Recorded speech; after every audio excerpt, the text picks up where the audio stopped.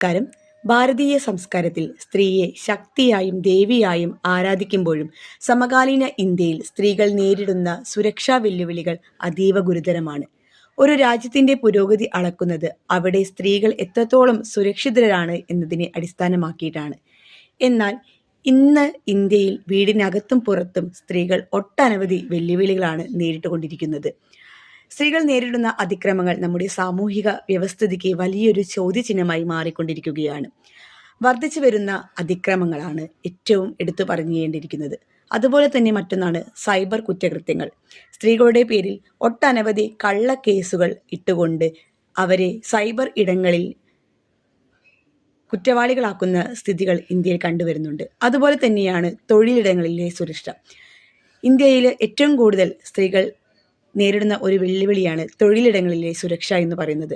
മറ്റൊന്നാണ് ഗാർഹിക പീഡനം.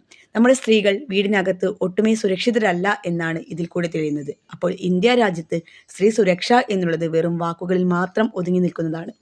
ഒട്ടനവധി കേസുകൾ ഉണ്ടെങ്കിൽ പോലും, ഒട്ടനവധി നിയമങ്ങൾ ഉണ്ടെങ്കിൽ പോലും സ്ത്രീ സുരക്ഷ എന്നുള്ളത് വെറുതെ വാക്കുകളിൽ മാത്രം ഒതുങ്ങിപ്പോകുന്ന ഒരു വസ്തുതയായി ഇന്ത്യയിൽ നിലനിൽക്കുകയാണ്.